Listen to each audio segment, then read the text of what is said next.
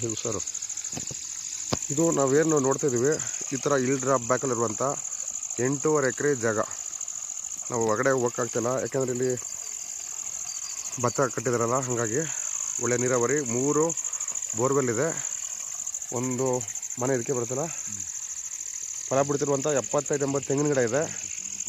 ಫ್ರಂಟಲ್ಲಿ ಹೋದಂಗೆ ಮುಂದೆ ಹೋಗ್ತಾ ಇರುತ್ತೆ. ಆ್ಯಕ್ಚುಲಿ ನಾವು ಸ್ವಲ್ಪ ಲೇಟ್ ಆಗಿಬಿಟ್ಟಿದೆ, ನಾವು ಲ್ಯಾಂಡಿಂದ ಹಿಂದೆ ಪಕ್ಕದ ಲ್ಯಾಂಡಲ್ಲಿ ವೀಡಿಯೋ ಶೂಟ್ ಮಾಡ್ತಿದ್ವಿ, ಹಂಗಾಗಿ ಹಿಂದ್ಗಡೆ ಶೂಟ್ ಮಾಡ್ತಾಯಿದ್ದೀನಿ.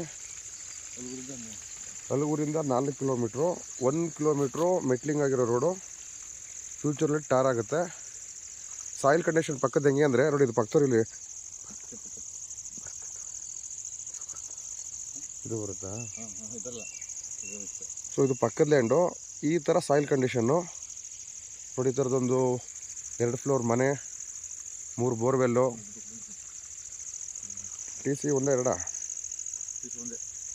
ಒಂದು ಟಿ ಸಿ.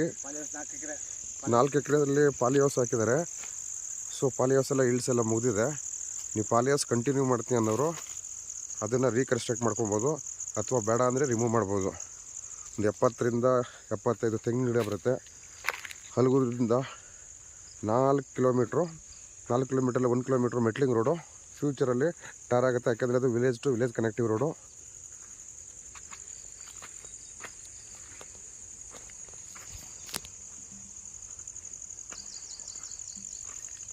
ನೋಡ್ಬೋದು, ಒಳ್ಳೆ ಭತ್ತ ಬೆಳೀತಾ ಇದ್ದಾರೆ. ಈ ಥರದ್ದು ಓನರ್ದೊಂದು ಮನೆ, ಬಾರ್ಡ್ರಲ್ಲಿ ಸಿಲ್ವರ್ ಓಕು, ಟೀಕು ಎಲ್ಲ ಮಲ್ಟಿಪಲ್ ಮಿಕ್ಸೆಡ್ ಹಾಕಿದ್ದಾರೆ. ಈ ಲ್ಯಾಂಡ್ ಬ್ಯಾಕ್ ಡ್ರಾಪಲ್ಲಿ ಈ ಮರಗಳ ಅಡ್ಡ ಇರೋದು ಕಾಣಿಸಲ್ಲ, ಈ ಥರ ಹಿಲ್ ಡ್ರಾಪ್ ಇದೆ.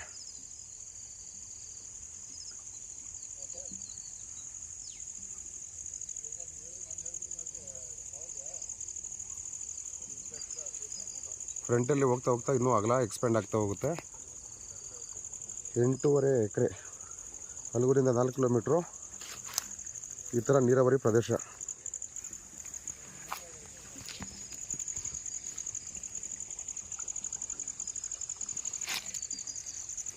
ಇದು ಓನರು ಮಾಡ್ಕೊಳ್ಳೋದಕ್ಕೆ ಸ್ಟೇ ಮಾಡೋಕ್ಕೆ ಮಾಡ್ಕೊಂಡಿರುವಂಥ ಮನೆ.